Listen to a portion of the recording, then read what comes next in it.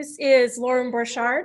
I'm the Director of Historical Programs at the U.S. Capitol Historical Society. And I look forward to turning off my phone. Sorry for the echo. I'll sit on it. All right, so I'm Lauren Borchard, Director of Historical Programs at the U.S. Capitol Historical Society. I'm watching this webinar on my phone to make sure I get the same view that you do.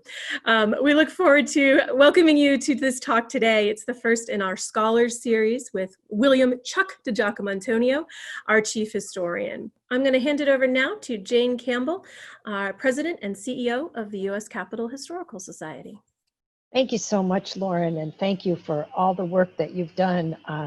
What you guys don't know behind the scenes is that it was just 2 weeks ago that Lauren started to learn Zoom, and since she has done that and we have been putting together this series, we have provided a way to bring the magic of history to your room as people are staying home and staying safe. And so we at the Capitol Historical Society really do appreciate the support that we have from our friends and members and board members and extended family and all the people who found it on Facebook and every other way. So we really appreciate all of you who share the invitations with your friends, family. One of the things that is very special about this time is that we are able to take our programs nationwide and even across the land. We have somebody tuned in from Europe today because what we have is the opportunity for people to watch from their computer. So we've actually been able to reach a broader audience, and we're happy to do that. This is the first in our series that we call the Scholar Series. We have an ongoing series on Thursdays at lunch, which is with our chief tour guide, Steve Livengood, that talks about the development of the Capitol, the gardens of the Capitol, the Statue of Freedom that is above the Capitol, and how the Capitol developed. And that we will turn to again tomorrow. But today is the inaugural Scholar Series, and we thought we would start with our very own Chuck diGiacomantonio. Chuck is really one of the nation's finest scholars on the first Congress and that early period in the development of our country. We have been fortunate to have Chuck as part of the USCHS Society team for 5 years. Prior to that, he was 27 years working on the first Congress program. And so he has put together a very imaginative presentation using primary sources, letters of the times where people wrote to one another about the science, the food, the culture, and the back and forth that made early days in Washington. That being said, we invite you to stay with us for your questions and answers. Chuck will do his presentation and I will work through the questions, and we have a couple questions. We may be able to do a couple questions during the presentation, but the majority of our questions will be at the conclusion of the presentation. So please put your questions in and I'll try to work them through both at the end and as we move forward. Thank you very much, Chuck, for the work you've done to put this together, and welcome to the platform. Welcome, everyone. I'm really happy we can pull this off. I'm going to, as Jane said, tell a very imaginative story. So just let your minds go. It's not a straightforward narrative, but we're going to touch a lot of points. The point of departure for me came with the publication of my book, which I'll show here. Some of you have seen it before. It's my book on George Thatcher. The screen you see is of a painting of George Thatcher. I edited a volume of his letters, and the point of departure for me was his attendance at the second session, the last session of the 6th Congress. George Thatcher was a member of Congress through the Confederation, the last few years of the Confederation period, the first 6 Congresses, under the federal government, under the US Constitution. So he comes to Washington, D.C. when the federal government first moves here in November 1800. He arrives at the seat of government from Maine with his fellow Maine Congressman Peleg Wadsworth, who was a Portland merchant and a Revolutionary War veteran. For many New Englanders in particular, this exposure to Washington, D.C. is their first exposure to rural slavery. Wadsworth writes his daughter Eliza a few days before the opening of that last session of the 6th Congress, the first session to meet in Washington, D.C. This is in late 1800. He writes, "The ground as you approach Georgetown is excellent for roads, being a red coarse gravel, but is in very bad repair by reason of many gullies and a great want of labor. Here was exhibited for the first time to my senses the precious effects of slavery, a soil impoverished by overtilling, scarcely settled with Negro huts, whose tattered inhabitants bespeak wretchedness and woe, with here and there a landlord whose externals bespeak great pride, but little money." He goes on, "But the Capitol, what of the Capitol? Why, it is a high, though magnificent pile. It is but one wing of the original design. The body and other wing as yet only appear to the imagination from a view of the foundation, which is laid in stone and lime." You can see that in this illustration here. This is the Capitol that George Thatcher and his roommate Peleg Wadsworth, both from Maine, appear at at the end of the century, really, 1800. It's November 1800 when they convene. They actually meet here. I show this because not many people get to see this image. This is obviously a blueprint of the main floor of the Capitol at that time when Congress first moves in.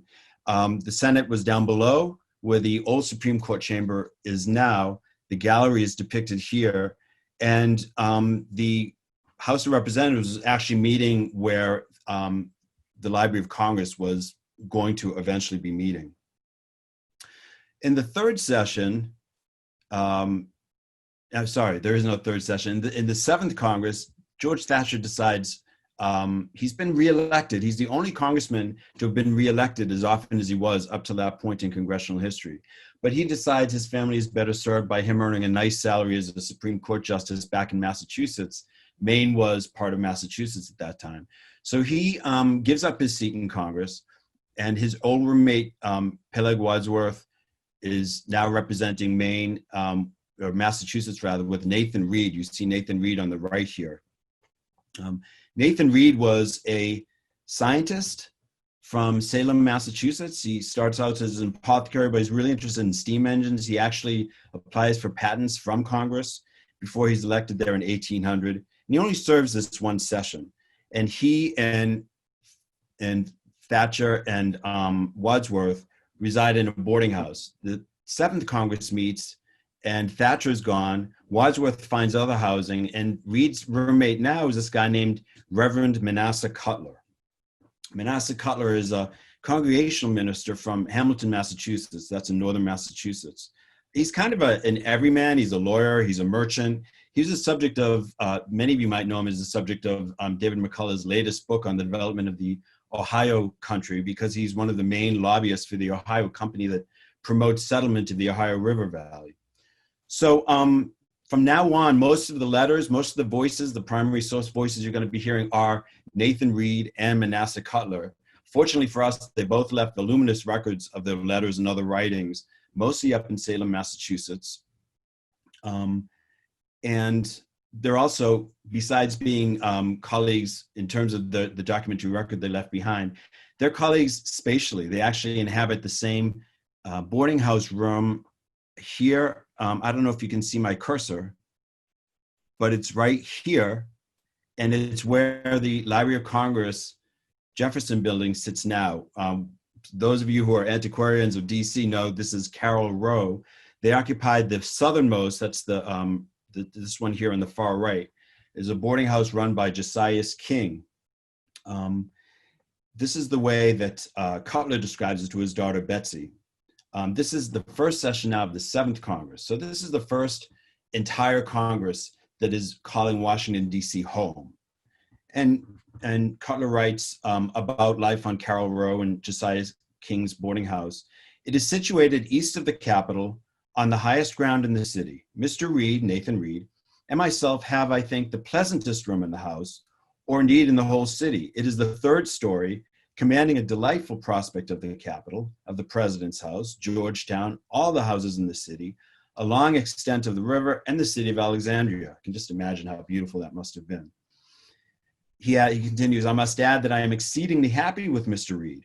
Were I to have made my choice among all the members of Congress for one to have lived in the same chamber with me, all things considered, I should have chosen Mr. Reed. I am not much pleased with the Capitol. It is a huge pile, built indeed with handsome stone, very heavy in its appearance, without not very pleasant within. If they were literally looking out their window towards the Capitol, this is what they would be seeing. The Senate North Chamber on the right side. The left, that odd structure is called the oven. Some of you might have seen images of it before.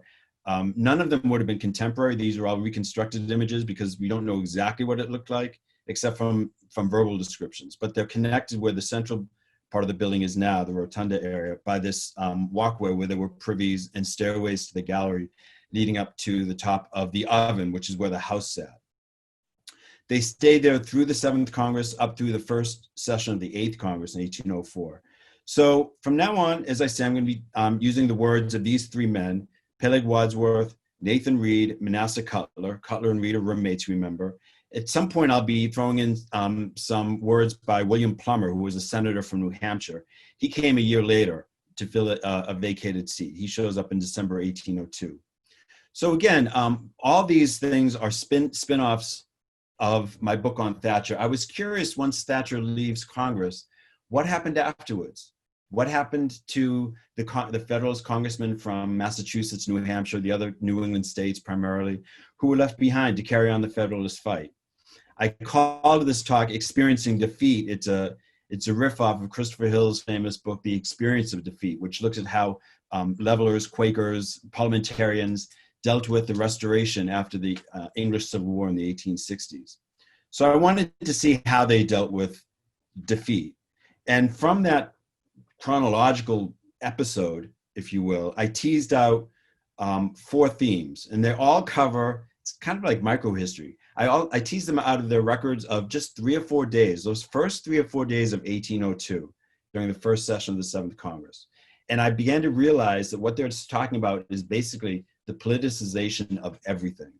We're talking about sociability, food, science, and historical memory. Those are the 4 themes I'm going to be teasing out of here. The first one, sociability. Well, the social life in Washington, probably then is now, to some extent anyways, revolves around the White House. And the White House's new occupant at this point was Thomas Jefferson. He'd been inaugurated in March 1801. And we all know from Jefferson's famous first inaugural, where he says, we are all Federalists, we are all Republicans. He's trying to conciliate all parties. But what he really meant was, we're all Republicans. The Federalists just don't know it yet.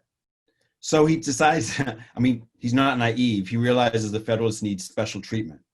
So one way he does this is to use one of the greatest informal resources at his disposal, which is the White House's social life.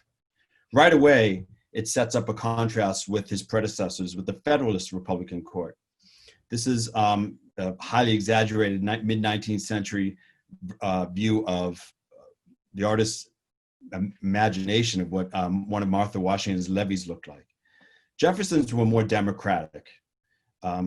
Writes Cutler to his son-in-law on the 4th of January, 1802. So just a couple days into the session. He writes, under the new order of things, there are no levees, nothing like this, but the members are invited to dine with the president in rotation. This is I include this also for the information of people who maybe haven't seen this before. This is the Troubs blueprint for Jefferson's White House. And the dining room you can see in the upper left was where these events would have, these dinners would have taken place. He continues, what is strange, if anything done here can be strange, is that only Federalists or only Democrats are invited at the same time. The number in a day is generally 8, and when the Federalists are invited, there is one of the heads of departments, which make 9, Mr. Reed and myself, and Peleg Wadsworth, among others, were honored with a pretty early invitation. We enjoyed ourselves very well, were social, and handsomely received and entertained. Now, Jefferson wanted to create this idea, and succeeded, of having a very informal White House.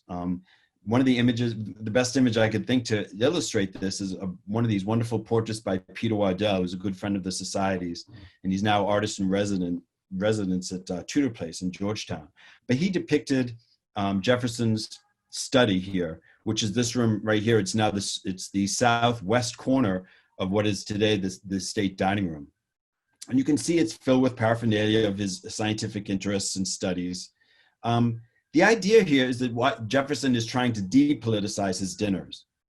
Jefferson hates conflict. He's very much in conflict avoidance. No politics were to be discussed at his dinner table.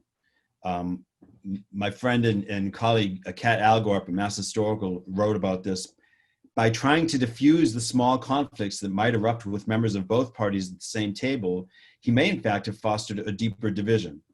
One should note that Jefferson's invitations to dinner were sent out under Thomas Jefferson, not President of the United States. The idea being that he wanted to create this image that it was more democratic. It was just a gathering of friends, not a political meeting in any way. But in fact, inviting people under his own name rather than in the name of his office as president was an excuse for him to invite who he wished. And that is why he ends up being able to invite just Federalists all at a time or just Democrats. And eventually, as time goes by, we learn that he uses his dinner invitations as a way to punish members, primarily Federalists. You know this from some of the words of William Plummer, who I told you about, the guy from New Hampshire. Plummer, quoting Kat Algor again, Plummer decided that Jefferson used friendly conversation and good food and wine to bind congressmen to himself and divide them from one another. In Plummer's own words, I have myself no doubt of this being the true ground of his adopting the present form. In the last session, there were gentlemen who, though they called on him, were not invited to dine with him. And here Plummer names some kind of high-flying Federalists. It is true these gentlemen reasoned against some of Mr. Jefferson's favorite measures, and their arguments made his recommendations appear rather ridiculous. And this manly yet decent conduct is styled by Jefferson, by him, abuse. It discovers a littleness of mind unworthy of the President of the United States. As President, he ought never to act towards an individual as if he knew what was said for or against him or his measures on the floor of the House. Plummer, I realized that this Jefferson's behavior, at least in the way he doled out dinner invitations to his White House, stifled freedom of debate and members' self-initiative. Politicization of food. I'm sure some of you might have just tuned in to see what the heck that even meant. Again, we're in the first few days of January 1802. In fact, on New Year's Day, we pick up again with Manasseh Cutler's journal. He writes, although the president has no levies, a number of Federalists agreed to go from the Capitol in coaches to the president's house and wait upon him with the compliments of the season. We were received with politeness, entertained with cake and wine. The Mammoth Cheese having been presented this morning with all the parade of democratic etiquette, the president invited us to go, as he expressed it, quote, to the Mammoth Room and see the Mammoth Cheese. There we viewed this monument of human weakness and folly as long as we pleased, and then returned home. The Cheshire cheese, or the Mammoth cheese, as it was called, was a gift to Jefferson from the largely Baptist community of Cheshire, Massachusetts, in the Berkshires, Western Massachusetts, to thank Jefferson for his work promoting religious freedom. This would have been important to Baptists, who are a minority in most of the country at this point, certainly in New England. The cheese itself was 4 feet wide, 15 inches high, and weighed 1,230 pounds. I don't have an image of the cheese. There is no contemporary image or even any image that I know of the cheese, but we have one, again, in a famous painting, would-be famous painting by Peter Waddell, soon to be famous. This shows the big cheese that was given to Andrew Jackson, because there is something of a tradition at this point of giving presidents a cheese that they can host with. This is the big cheese that was presented to Jackson in 1835, and it was there for people to munch on for a couple years. It looks ridiculous, I think, right? But this cheese is, in fact, at least to Federalist thinking, really a symbol of Jeffersonianism. It's gauche, it's impractical. The idea of it is driven by folly. And it's a case where the idea or the ideology doesn't always play out as planned in the reality. And it doesn't help at all that the cheese is presented by the leader of the Baptist community in Chester named John Leland, a Baptist preacher. This is Cutler writing to his son-in-law a few days after this New Year's presentation of the Mammoth cheese. Last Sunday, on 3rd January, Leland the cheesemonger, a poor, ignorant, illiterate, clownish preacher who was the conductor of this monument of human weakness and folly to the place of its destination, was introduced as the preacher to both houses of Congress and a great number of gentlemen and ladies from I know not where. The president, contrary to all former practice, made one of the audience. Such a performance I have never heard before, and I hope never shall again. Such a farrago, bald with stunning voice, horrid tone, frightful grimaces, and extravagant gestures, I believe, was never heard by any decent auditory before. Shame or laughter appeared in every countenance. This is the guy who presented the cheese. So whatever glamour the cheese might have added to Jefferson's White House soon began to lose its luster as it increased with its aroma, presumably. 1 year later, on New Year's Eve, 1803, Cutler writes again, after we left the levee room, as we were passing through the great hall, I happened to think of the Mammoth cheese. And I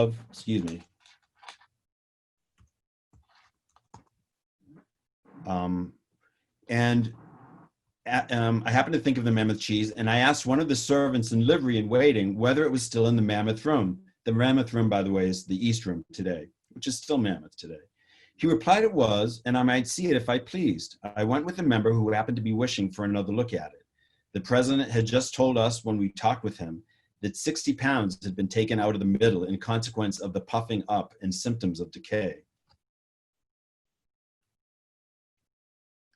So, in case you're wondering what happened to the Mammoth cheese, the plumber writes about it 2 years later in December 1804, that at that point anyways, it was very far from being good. It was last seen a year later in 1805, and it was either by that point totally consumed or some scholars think it was dumped into the river.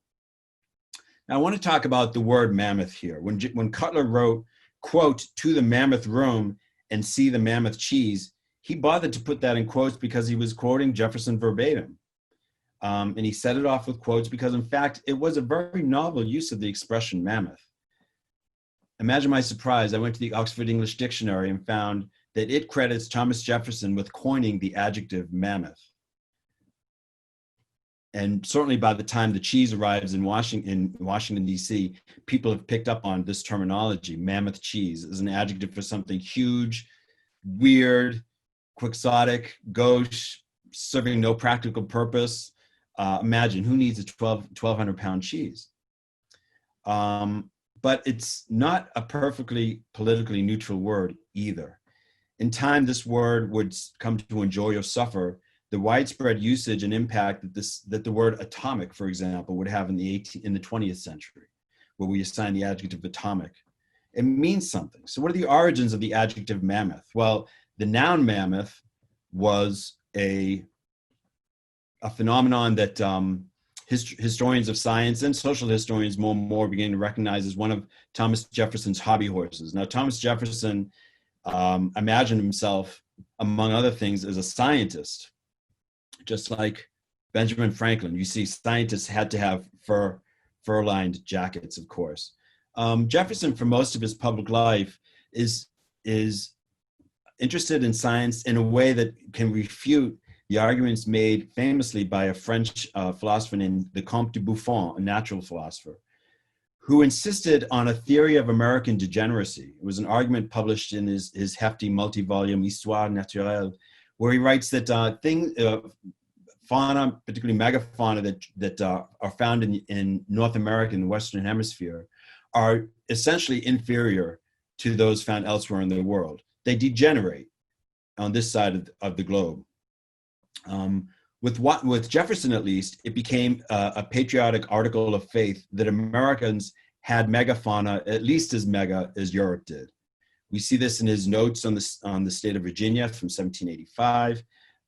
He endorses an expedition into the beyond the Mississippi by an Andre Michaud in 1793, where he specifically charges him under the head of animal history to make notes on the mammoth that he might find there.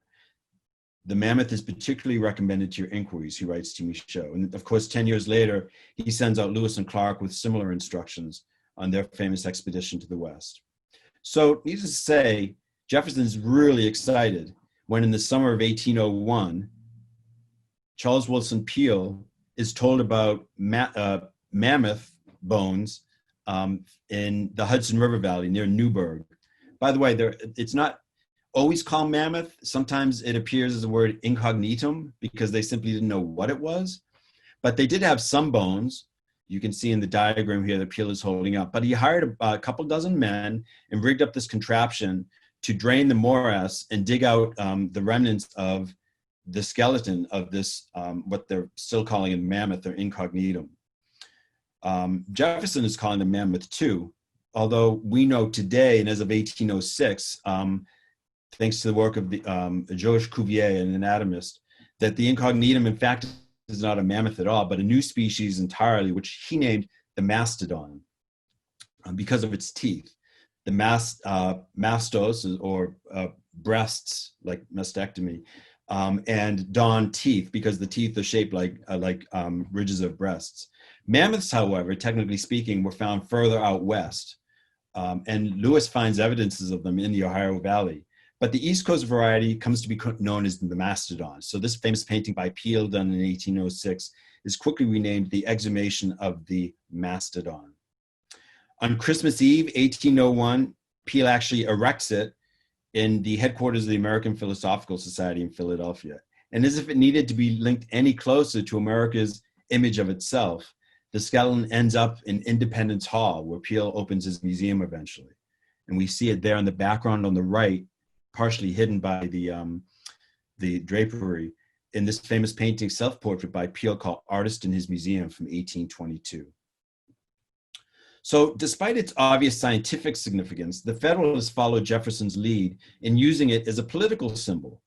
Jefferson's quixotic patriotic search for the mythic mammoth, like his cheese, the Mammoth Cheese, became a byword for Jeffersonians' political quackery. And that's a direct quote from one of Nathan Reed's letters. And a byword for democratic excess in all its manifestations. Within days, in fact, Reed and other Jeffersonian and other Federalists are calling the Jefferson administration the Mammoth and Company. And Plummer, 2 years later, writes how it's the word is used in yet a different context, but with the same intent. Plummer 2 years later writes, "The baker of the Navy erected an oven, and having made a barrel of flour into a loaf, he baked it and called it the Mammoth Loaf." Reasonable enough. This loaf was laid on a bier and borne on the shoulders of men, and was carried to the Capitol and lodged in a committee room near adjoining to the Senate chamber. A large sirloin of roasted beef and casks of wine, cider and whiskey were provided and deposited in the same place. At 12 o'clock, the chamber was crowded with people of all classes and colors, from the President of the United States, Jefferson himself, to the meanest, vilest Virginia slave. Mr. Jefferson took his jackknife from his pocket and cut and ate of the beef and bread and drank of the liquors. He compared this drunken frolic to the sacrament of the Lord's Supper. Well, you can imagine what that's doing to New England Federalists. The skeleton, meanwhile, just like the word mammoth, the mastodon skeleton took on a life all of its own. Today, the focus in kids' books, for example, is on the search for scientific truth. While the Mammoth Cheese is presented to kids either as a tale about, I'm quoting now the book blurbs, the ingenuity and community spirit of one small New England village, or a bit more seriously, a triumphant exploration of the burdens and joys of rural America and the debts we owe to our history, our parents, and ourselves. So before I move on. So where's Pearl's mastodon today? Is it Peale's still in the White House? Peale's mastodon, is it in the White House now? No, it's not in the White House. Is it in the Capitol? It's not in the Capitol. I'm not sure it ever made it to Washington. It's the Mammoth Cheese that's in Washington, but the mammoth or the mastodon that was the inspiration for this frenzied use of the word mammoth. It ended up, as I say, in Philadelphia. Eventually, Peel opens up, or his sons open up a museum in Baltimore, and it's there until the 1840s when they move it over to Europe to try to sell it in Europe. They thought they had a buyer in France, and then the Revolution of 1848 kicks in. So it ends up in Germany, believe it or not. And I have that's the picture I showed you earlier of the full mastodon skeleton there in Germany, in a museum in Germany. Now, the neat thing about the subject of my talk and everything else that's going in Washington is that the mastodon is now back. You know what, Jane? I have to swallow my words. The mastodon is here in Washington. It was moved from Hesse for the first time in 170 years to the Smithsonian, where it was erected in I believe the Museum of American Art, for an exhibit on Baron von Alexander von Humboldt and the United States. And they thought that the skeleton represented the highest aspirations of American science and European science meeting together. So they actually brought it here. It was supposed to open this month. Obviously, that didn't happen. Maybe the shutdown will end before we have to ship the mastodon back. So it would be lovely to see. So back to New Year's Day in 1802. After taking an early dinner, 8 of us set off from Mount Vernon, says Cutler in his journal for that day. Pilgrimage to Mount Vernon and the politicization of George Washington's memory is another major theme I wanted to touch on. And it comes out in this little vignette of Federalist congressman's visit to Martha Washington at Mount Vernon. But the bigger story of memorializing George Washington at this time is told in Matt Costello's wonderful book about the efforts to bury Washington in the Capitol building. So they make it from Gadsby's Tavern in Alexandria. They arrive at Mount Vernon on Saturday, the 2nd of January, the day after New Year's. So Cutler writes to his daughter again, "A servant conducted us to Madam Washington's room, where we were received in a very cordial and obliging manner. Mrs. Washington appeared as much rejoiced at receiving our visit as if we had been of her nearest connections. We were all Federalists, which evidently gave her great pleasure. Her remarks were frequently pointed and sometimes very sarcastic on the new order of things and the present administration. She spoke of the election of Mr. Jefferson, whom she considered as one of the most detestable of mankind, as the greatest misfortune our country had ever experienced. Her unfriendly feelings towards him were naturally to be expected from the abuse he has offered to General Washington while living and to his memory since his decease." After breakfast, these Federalist members from Massachusetts rambled about until they arrived at the venerable tomb of Washington himself. Cutler picks up the story. "This tomb contains the remains of the great Washington. This precious monument was the first object of our attention. I will not attempt to describe our feelings or the solemn gloom on every countenance as we approached the reverend mound of earth. The tomb opens nearly toward the river at an upright door which was locked, and all the stonework is covered with earth, overgrown with tall grass. Between the tomb and the bank, a narrow footpath, much trodden and shaded with trees, passes round it. Here Mrs. Washington, in gloomy solitude, often takes her melancholy walks. Here every visitor, in slow and solemn steps, approaches this venerable mound. While all of us took boughs in the trees as precious relics of our own and our country's best friend, I shall enclose a twig of the cypress and a leaf of the holly." A few months later, Wadsworth writes his daughter, because he's going down and to visit the same place and pay the same kind of homage to Washington and his relics, Martha.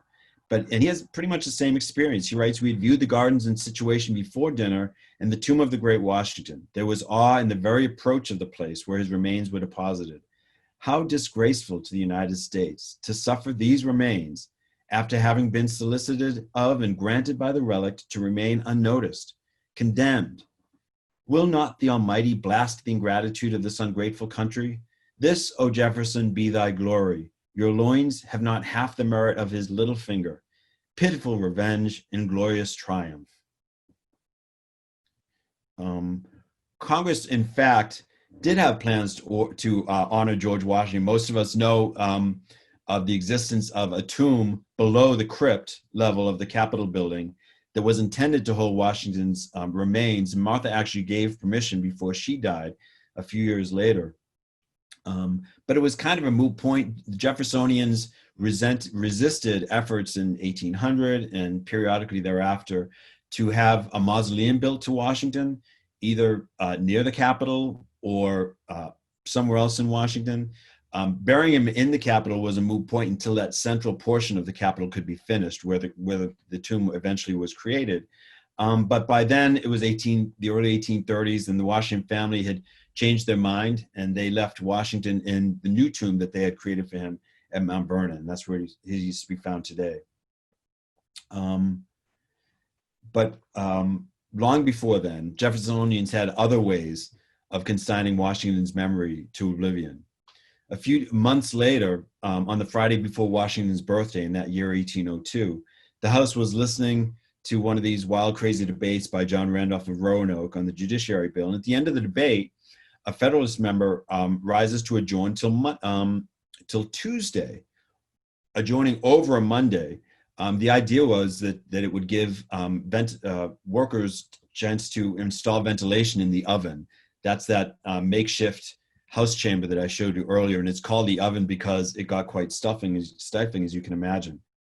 But the Federalists also wanted to remind members that it was Washington's birthday, and he presumed that so much respect would be paid to Washington's memory that Congress would do no business on that day.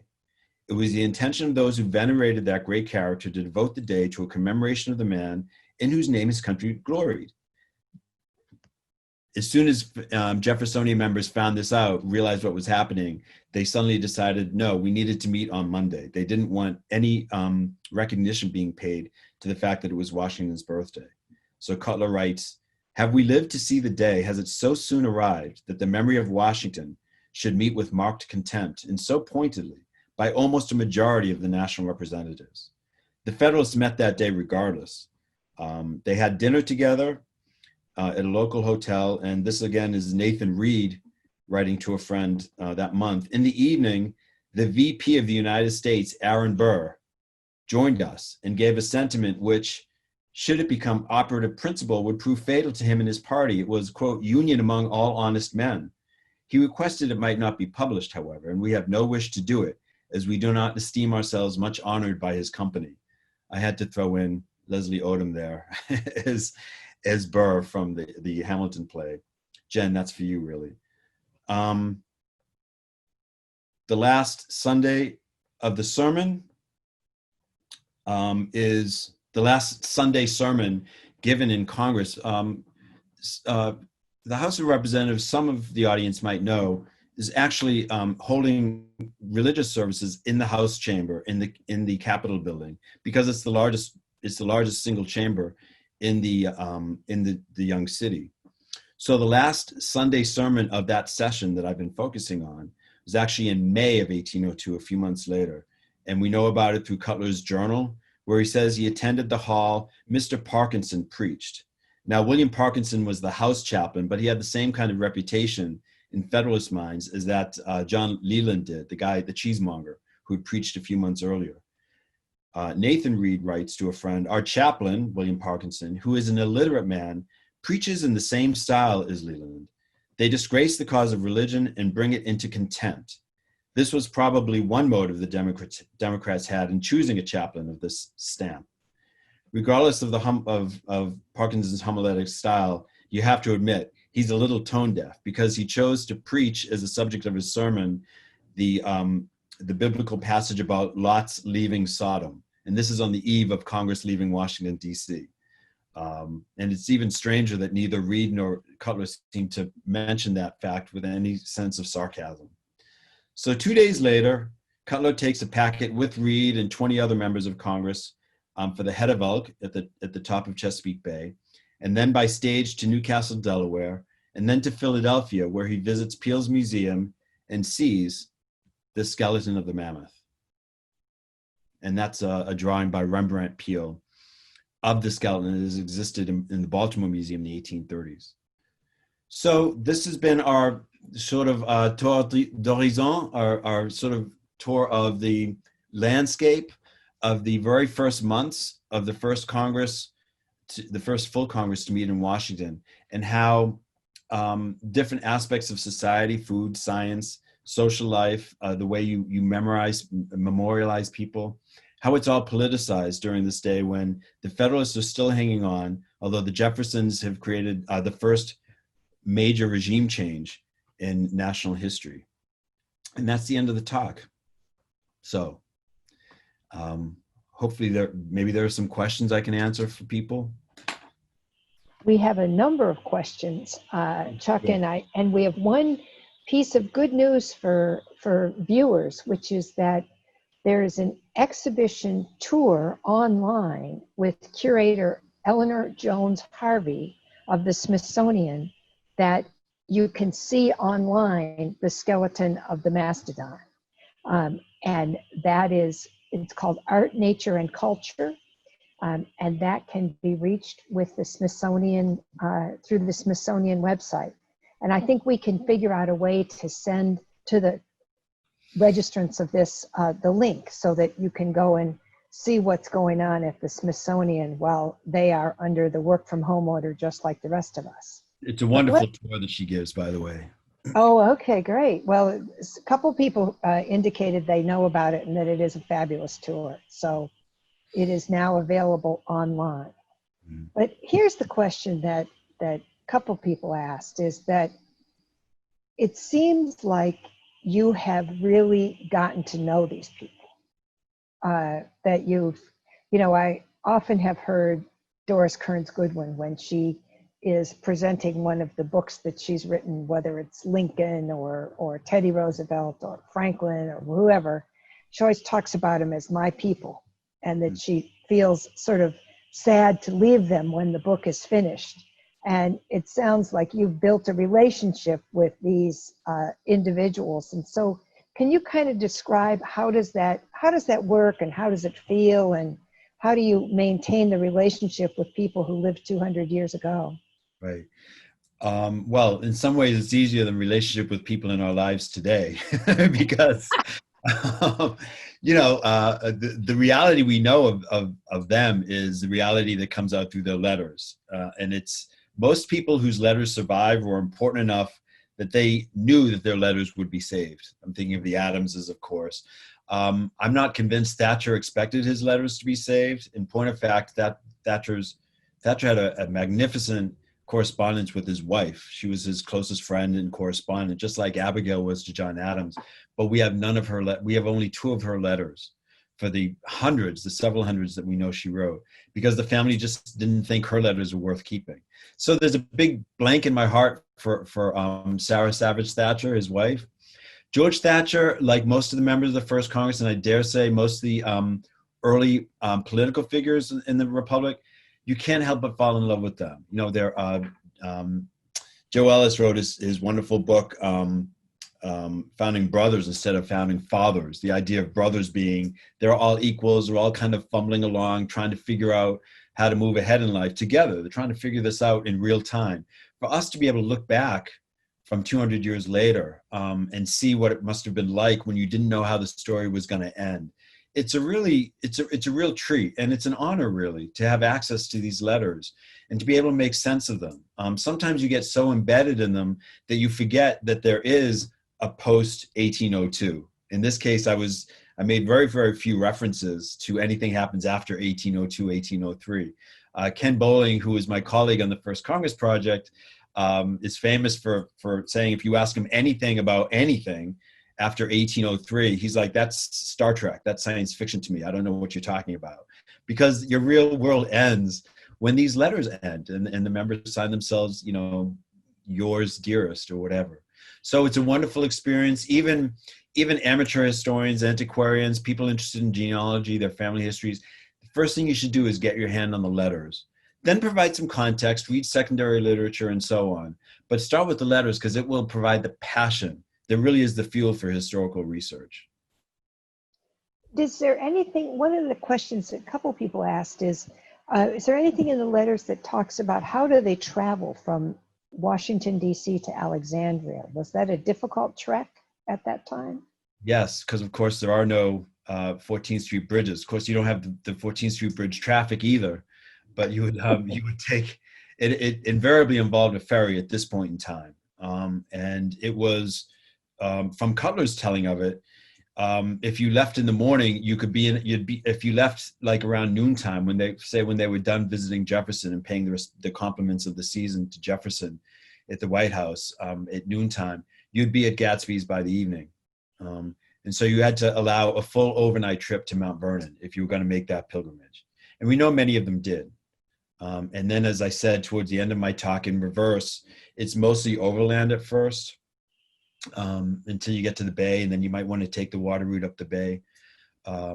So it's a very interesting thing that comes out in the letters. Today, when we write letters, we don't often write about how we get somewhere because we assume the recipient's going to be experiencing the same thing. We don't need to tell them about it. So when you find references to travel, it's kind of a big deal, and it's always enlightening because we're always surprised at how difficult it was. I think I could honestly say if most of the audience had to confront what these people confronted just in the course of getting to work, if you were a congressman, you probably wouldn't do it.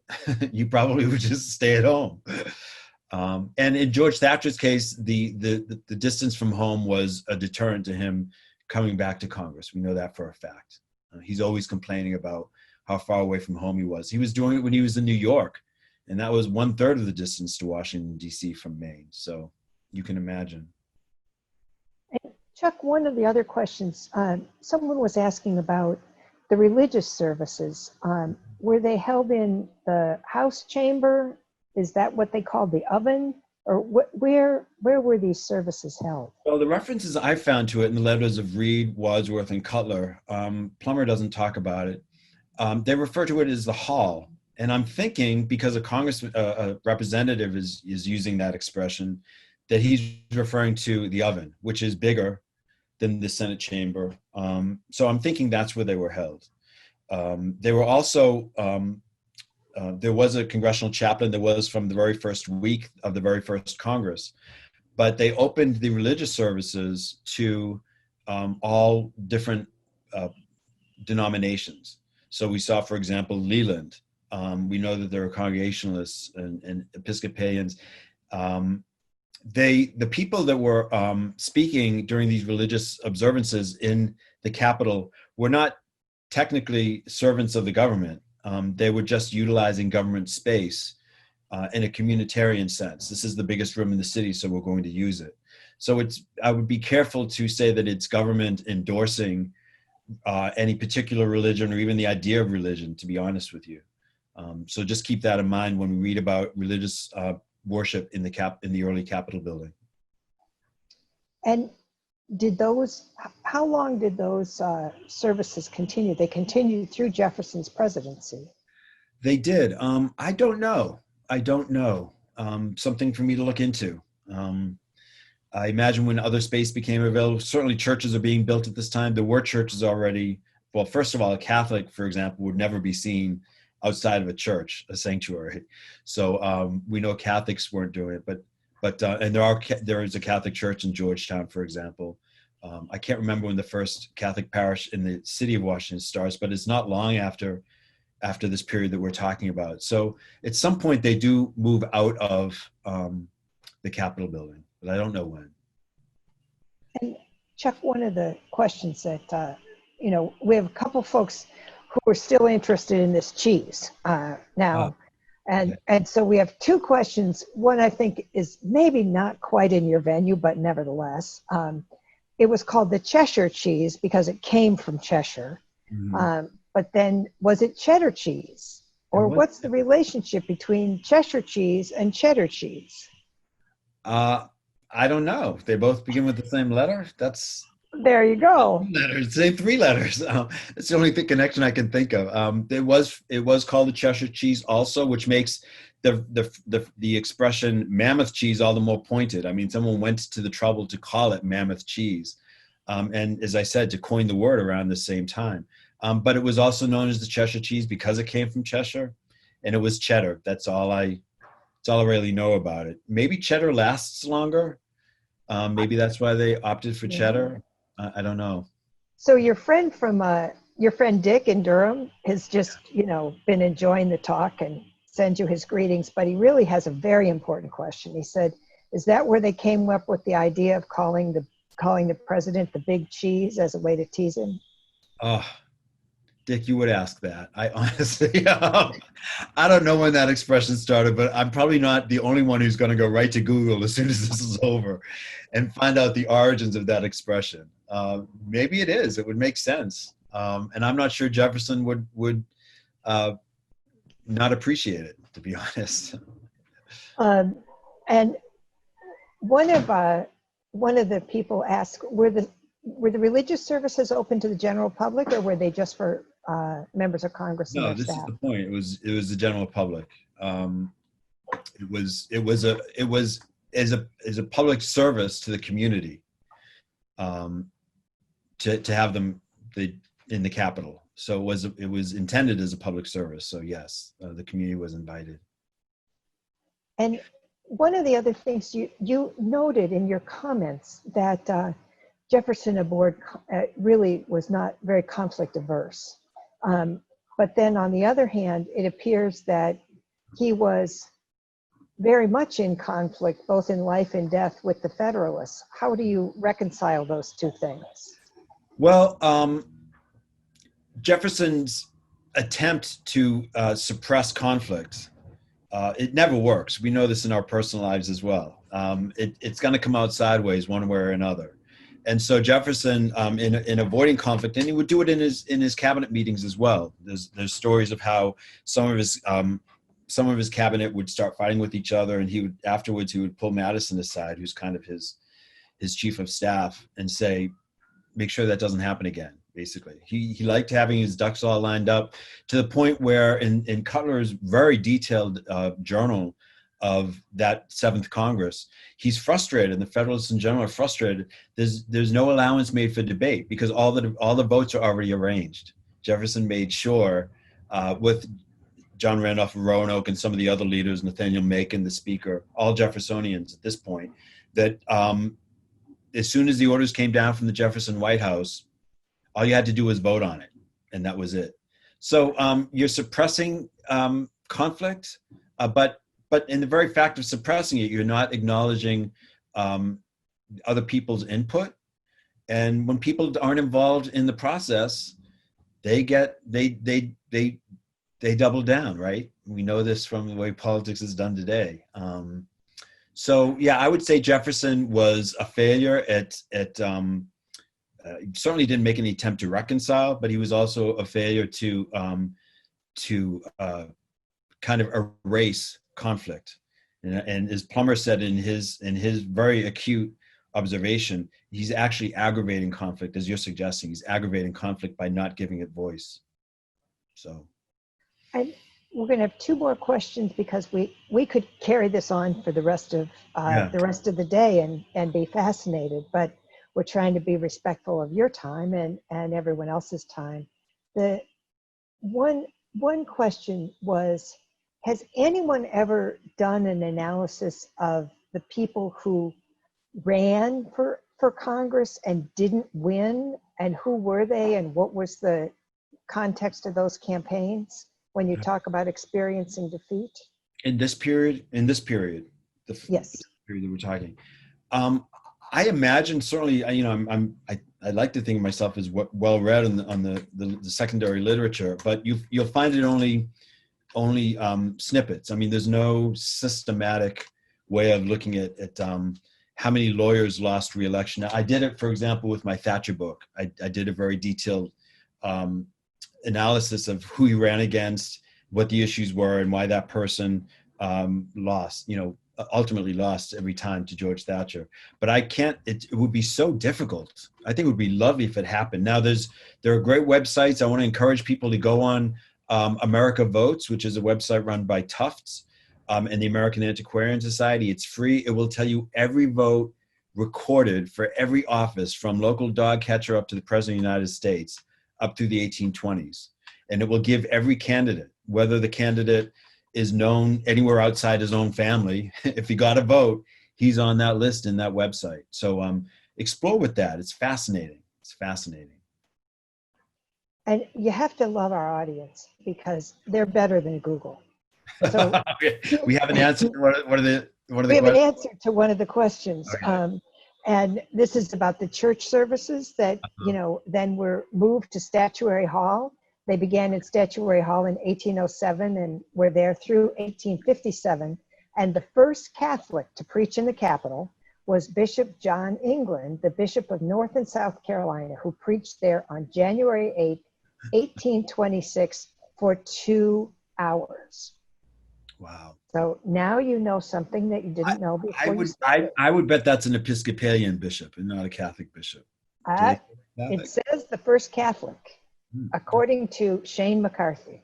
Yeah. Well, McCarthy should know, right? He put his name behind it, so I'm just We'll giving you stand that by it. Yeah. Chuck, I think a couple people asked about your book, and so could you just hold it up again so that people can see it? My baby. There, this is the book. Yep. It is available through the United States Capitol Historical Society. In our, if you go to our website, there's a shop feature, and you can get all kind of wonderful memorabilia of the Capitol. We have Christmas ornaments made with marble from the Capitol, but we have fine books like Chuck's book. So if you want to get the book, come join us. If you want to be part of the continuing exploration of Capitol history, we hope you'll become a member and a supporter of the Capitol Historical Society. We are so grateful the fact that you spent time with us today and that you shared. And I'm sorry we couldn't get to every single one of your questions, but we hope that you will join us again for the next Scholar Series with Felicia Bell on February, excuse me, I'm losing my mind, May 13th, and tomorrow for the continuing tour of the Capitol and the Capitol grounds with Steve Livengood. So thank you very much. We appreciate, and Chuck, we appreciate the depth of your knowledge and the fact that you shared it so well. It was fun. Thank you. Thank you. Take care. Bye.